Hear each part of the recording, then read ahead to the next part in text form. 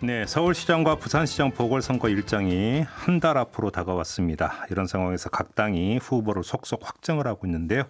자, 오늘 그 가운데 한 분 전화로 만나보도록 하겠습니다. 더불어민주당 서울시장 후보로 확정된 박영선 예비후보 전화로 만나보겠습니다. 나와 계시죠? 네, 안녕하세요. 네, 확정 후에는 처음이니까 그래도 축하의 말씀을 좀 먼저 드려야 될 것 같습니다.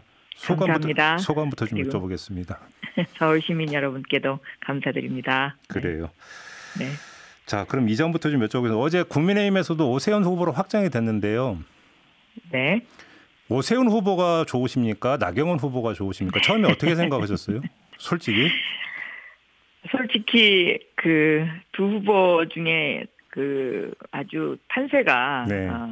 예측 불허였지 않습니까? 그러게요. 네네. 그래서 일단 오세훈 후보에게 축하드립니다. 네. 또 피해 가시네. 그러면 뭔가 본선 맛으로 오세훈 후보가 좋으십니까? 안철수 후보가 좋으십니까?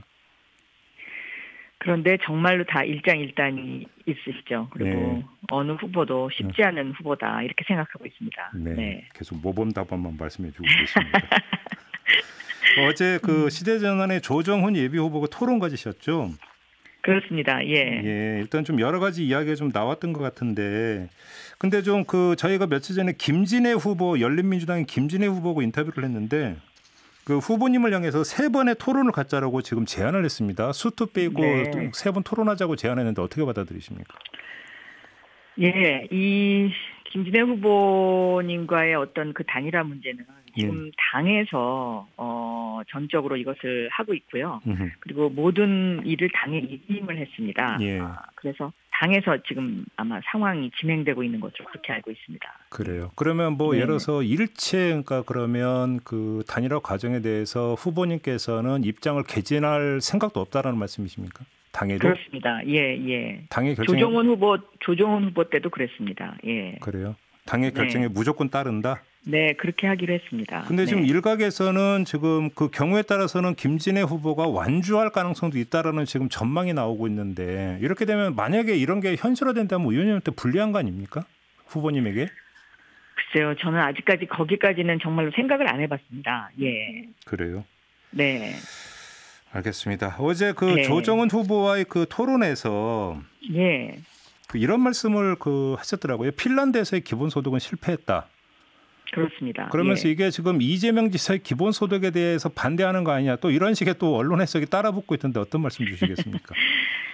제가 설명드린 거는 기본소득이라는 것이 필요하면 해야죠. 네. 원칙적으로는 지금처럼 생산이 과잉되고 인구가 줄어들게 되면 그 생산이 과잉된 것을 소비하기 위해서 기본소득이 필요합니다. 네. 그런데 지금 이것이 준비를 할 필요는 있지만 과연 이러한 정책을 써야 할 단계인가에 대해서는 좀 더 점검이 필요하고요. 핀란드가 실패한 사례는 재정 투입이 너무 많기 때문인데 네. 그 재정 투입이 많다는 그런 실패 사례를 봤을 때 예. 저는 기본 소득보다는 기본 자산으로 접근하는 것이 맞다. 기본 자산이라 하면 어떤 겁니까? 기본 자산이라 하면 예를 들어서요. 예. 20대 청년들에게 19세에서 29세 사이에 5천만 원을 무이자 대출을 해주는 겁니다. 네. 그리고 갚는 것은 30세에서 40세 이렇게 10년의 주기를 줘서 네. 다시 갚게 되면 예. 이 원금이 다시 회수가 되기 때문에 네. 시 재정에 크게 부담이 안 되죠. 그리고 아마 19세에서 29세의 청년들에게 네. 창업을 하든 아니면 이것으로 주거 문제를 해결하든 이렇게 어떤 하나의 씨앗이 될 수 있는 종잣돈을 지급을 하게 되면 네. 저는 많은 청년들이 꿈과 희망을 가질 수 있지 않을까 이렇게 생각하고 있습니다. 근데 그럼 이렇게 한번 질문을 드려볼게요. 만약에 현실화돼서 청년들에게 5천만 원을 무이자로 대출을 해줬다고 해서 예. 그럼 청년들이 5천만 원을 가지고 무엇을 할 수 있는가가 같이 또 이야기가 돼야 되는 거 아니겠습니까? 상당한 일들을 많이 할 수 있습니다. 예를 들어서 청년 창업을 하는 분들을 보면은요. 네.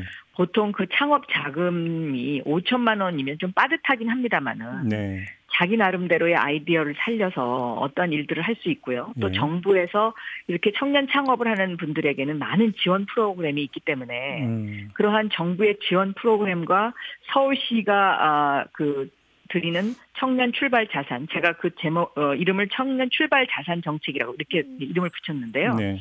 그 청년 출발 자산이 합쳐진다면 예. 굉장히 시너지 효과가 있을 것으로 저는 그렇게 생각하고 있습니다. 네. 알겠습니다.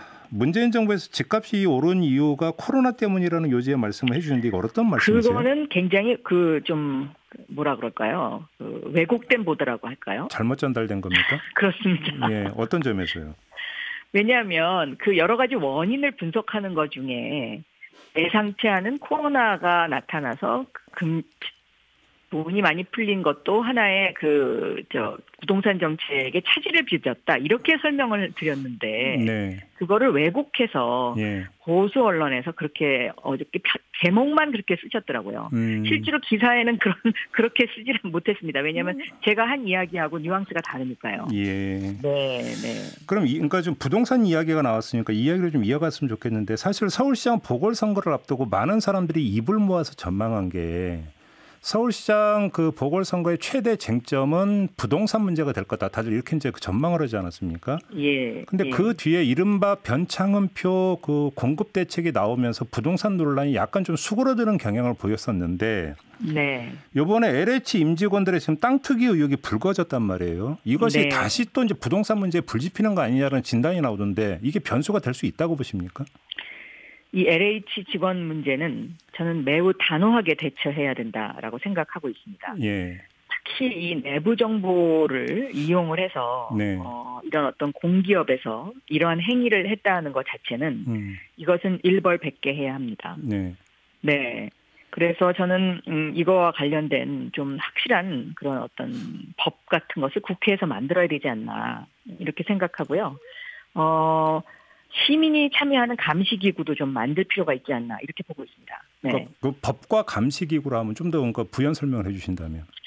지금 현재 공직자윤리법상의 이해충돌 방지 의무 그리고 부패방지법의 이제 업무상 비밀 이용 금지 위반 예. 이런 것들이 적용이 될 수 있긴 합니다. 예. 그런데 이렇게 이제 부당한 어떤 그 사유를 가지고 경제적 이익을 취했을 때 저는 이것을 좀 몰수할 수 있어야 되지 않나 이렇게 보고 있습니다. 역시 네. 몰수를 목적으로 하는 그러니까 만약에 법률에 구멍이 있다면 이걸 좀 보완을 해야 된다는 얘기고 감시기구로 하면 어떤 걸 뜻하는 건가요? 시민들이 이런 어떤 그 LH와 같은 일이 다시는 재발하지 않도록 예. 이렇게 도시계획이나 지역개발 등에 관련된 일을 하고 있는 공직자 또 공기업 직원들이 예.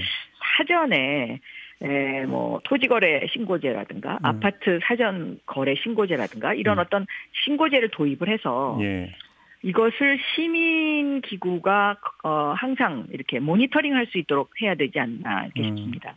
저희가 2부에서 이제 바로 이 문제 관련해서 현장에서 지금 조사하고 있는 분을 연결해서 인터뷰를 했는데, 그런데 지금 그 투기 의혹 대상이 지금 LH 임직원뿐만 아니라 공무원, 그다음에 전현직 정치인, 더 나아가서 뭐 사회 지도층 인사 이른바 이런 사람들까지 의혹의 대상이라고 하는데 이게 감시기구에서 이게 다 감시가 가능할까요? 감시기구가 늘 모니터링을 하면 그 자체가 상당한 압박이 되겠죠. 그래요. 네. 아무튼 그러면 그렇게 이제 적극적으로 대처를 한다면 그것이 보궐선거 표심에는 별로 영향을 안 줄 거라고 확신하십니까? 거기까지는 제가 뭐 생각은 안 해봤습니다만은 이게 좋은 일은 아닙니다. 네. 좋은 일은 아니다. 네. 관련해서 지금 그 후보님께서 내셨던 그 부동산 대책 있지 않습니까? 예. 이것이 과연 임기 안에 가능하냐는 얘기는 계속 따라붙던데 어떤 말씀 주시겠어요? 가능합니다. 그러니까 예를 들어서요. 네. 보통 그 1년에 공급될 수 있는 그 주택의 그 평균 그 공급 가능 그 가구 수가 있지 않습니까? 네. 그 가구 수의 범위를 벗어나지 않는 범위에 있습니다. 지금 제가 5년에 30만 호 이렇게 얘기한 것이요. 네. 그리고 정부가 8.4 대책 때 이미 10만 호를 얘기를 하지 않았습니까? 그러니까 공공 물량을 이렇게 하겠다. 예. 그러면 그 10만 호 플러스 20만 호에 상당하는 부분을 더 공급을 하겠다는 것인데요. 네. 이것은 충분히 저는 가능하다. 왜냐하면 서울의 SH공사가 바로 착수할 수 있는 공공임대주택단지, 30년 넘은 공공임대주택단지가 여러 곳이 있거든요. 예. 거기서부터 먼저 시작을 하면 됩니다. 네. 만약에 후보님께서 시장이 되신다면 지금 LH 문제가 불거졌기 때문에 드리는 질문인데요. 예. 서울시청 소속 공무원 전원과 SH공사 직원 전원을 대상으로 해서 투기 의혹 전수조사를 하실 의향이 있으십니까? 저는 이것은 굉장히 강하게 나가야 된다고 생각하거든요. 예. 그래서 상황을 보고 필요하다면 해야죠. 상황을 보고. 네. 그러면 그 제가 중기부 장관에 처음에 갔을 때도요. 예.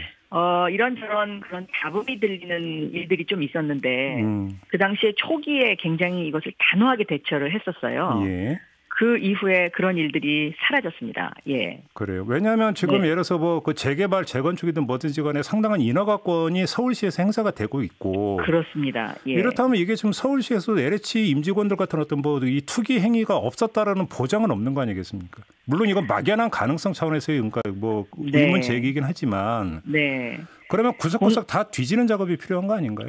공무원들을 너무 압박해도 안 되지만 네. 공무원이라는 것은 명예를 먹고 사는 그러한 공직자이기 때문에 예. 이런 부분에 있어서는 단호해야 된다라고 생각하고 있습니다. 그러면 네. 이제 그 가능성 열어놓겠다라는 말씀으로 이해를 해도 되는 거죠?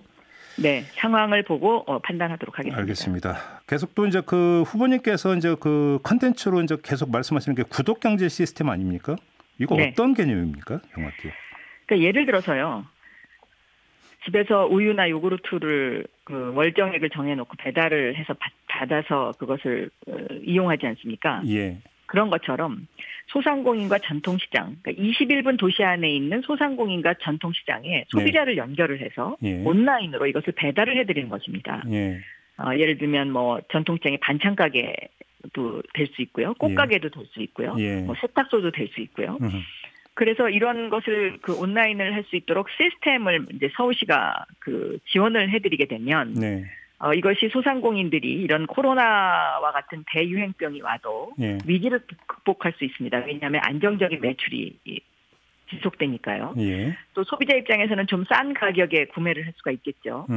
그런데 이것은 이미 지금 제가 현장에 가보니까 제가 중기부 장관 시절에 전통시장에 깔아드렸던 그 소상공인의 디지털화, 스마트 상점화의 그 일환으로 인프라가 깔려 있어서 용산의 용문시장 같은 경우에는 이거 구독 경제와 비슷한 초기 작업이 이미 진행되고 있더라고요. 아, 그래요? 네, 그래서 제가 시장이 돼서 조금만 도와드리면 굉장히 활성화될 것 같아서 제가 자신감을 얻었습니다. 예. 알겠습니다. 조금 전에 LH 관련해서 이제 그 보궐선거의 변수가 될 수 있는지를 질문을 드렸기 때문에 하나만 더 그 질문 좀 드리도록 하겠습니다. 윤석열 요인이 보궐선거 표심에 일정하게 영향을 미칠 가능성이 있다고 보십니까? 이것도 좋은 일은 아니죠. 네. 후보님 입장에서 후보님 입장에서 좋은 일은 아니다 이런 말씀이신 거예요? 왜냐하면 좀 어색해 보이는 사태인데 이 어색해 보이는 사태가 어떠한 방향으로 나갈지는 조금 더 지켜봐야 될 것 같습니다. 네. 어색해 보인다라는 뜻은 어떤 뜻이에요? 자연스러워 보이진 않았습니다. 예. 그게 이제 쉽게 어떤 너무 정치색이 너무 그러니까 짙은 사태 아니냐 이런 말씀이신가요?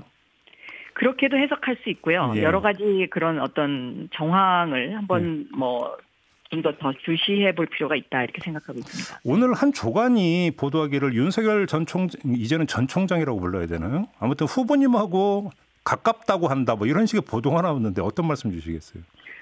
저는 검찰에 계신 분들이 제가 법사위에 오래 있었잖아요. 법사위원장까지. 있기 때문에 검찰에 계신 분들하고는 제가 다른 분들보다는 잘 아는 사이죠. 네. 여러 가지 우여곡절이 많지 않았습니까? 검찰하고 저하고는 그 BBK 문제로 해서 검찰이 저한테 개인적으로 사과하셨던 분들도 있고 검사 중에는 그런 일도 있었습니까? 그럼요.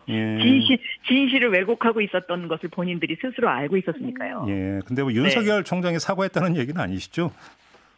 그건 아닙니다. 네네. 그래요?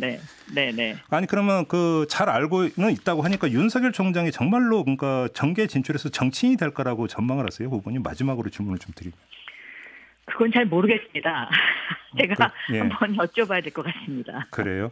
하기는 뭐 오늘 지금 서울시장 후보로 이제 모셨기 때문에 더 이상의 좀 질문은 드리지를 않도록 하겠고요. 한 1분 남았으니까 짧게 다시 한번. 혹시 김진애 후보하고는 개별적으로 좀 연락을 하거나 대화를 나눠보신 적은 없습니까? 제가 전화 드린 적 있고요.